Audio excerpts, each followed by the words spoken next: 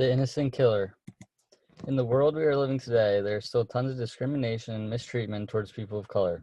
I chose to do my research paper on how the conscious and unconscious bias contributes to the racial gap within the police force towards people of color. With recent cases such as Freddie Gray, George Floyd, Breonna Taylor, Eric Garner, and so on, America has opened its eyes to the reality in which we live today. These recent murderings have sparked waves of Black Lives Matter campaigns and protests to help reform the police system for the better. I decided to focus on four key points: statistics, viewpoints regarding white people and black people, institutional racism, and biases against people of color. In America, it's been known for a while that police officers tend to be more brutal and harsher towards people of color. To back up this claim, I found statistics to drive my point. 50 million additional poor mental health days are given to black Americans due to the police killings of unarmed black Americans. In a 2019 police relations survey, 84% of black adults say white people are treated better than black people by the cops, while 63% of white Americans agree with that statement. Not only is it a problem that police are shooting and killing members of our community, but the court system is not holding the police officers accountable for their actions. As of January 2005, 119 police officers have been arrested on murder or manslaughter charges, with only 30 being convicted of their wrongdoings. Civil lawsuits regarding police misconduct issues have long been a problem with various police departments. In New York City, for example, $175.9 million was paid out in 2019 regarding civil lawsuits and claims for police-related incidents. In Chicago, between 2004 and 2014, $500 million in lawsuits was given out by the city of Chicago for police misconduct incidents. In America, the view of police by members of the black community versus the members of the white community is drastically different. In a research experiment designed by The Ohio State University, there's a fabricated news article in which respondents were directed to read and then answer 3 pages of open-ended questions after. The incident in the article pertained to the shooting of an 18-year-old black male by a white police officer in Baltimore, Maryland. The respondents were randomly assigned to one of 6 experimental groups, one being the control group where no label was given, and then the other 5 groups in which the action of the police officer was labeled as racist. The response of the black people in the experiment was that the act of shooting in the police officer was racist and was an act of police brutality, whereas the white people in the experiment thought the opposite and did not come to the conclusion that it was a racially motivated shooting and the officer was not racist. In a poll conducted in Baltimore, Maryland, before and after the killing of Freddie Gray, the white population's sense of obligation to the law dropped after the murdering. The blacks did not, due to their perception of the police already being so low. A lot of the justification behind the views towards police has to deal with personal experiences with one's family, friends, or other people they know. Sir William McPherson defined institutional racism as the collective failure of an organization to provide an appropriate and professional service to people because of their color, culture, or ethnic origin. The quote from Illinois Governor Otto Kerner Jr. really describes why people of color are treated the way they are. He said, "What white Americans have never fully understood, but what the Negro can never forget, is that white society is deeply implicated in the ghetto. White institutions created it, white institutions maintain it, and white society condones it." Institutional racism is a huge problem concerning police and people of color. A prevalent example of this is the zero-tolerance policing in New York City. The top officers in the NYPD have given orders to lower-tiered officers to go into higher poverty communities, which tend to be filled with people of color, and make arrests for minor violations such as public urination and marijuana charges.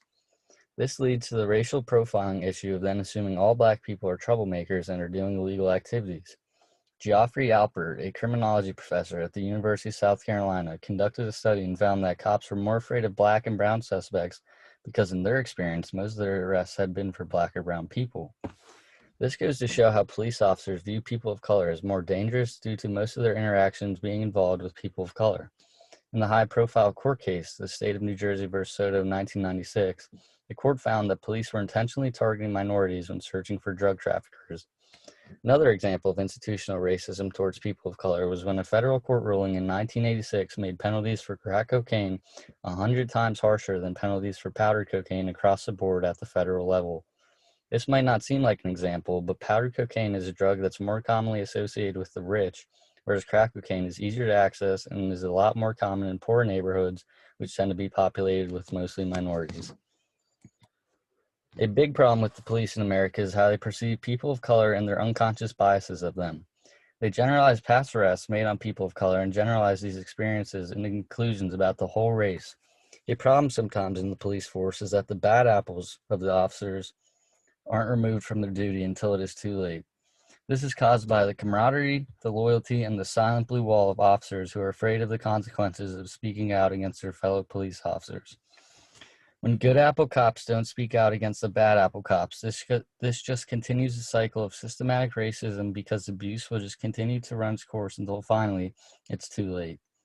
Irish philosopher Edmund Burke once said, "The only thing necessary for the triumph of evil is for good men to do nothing."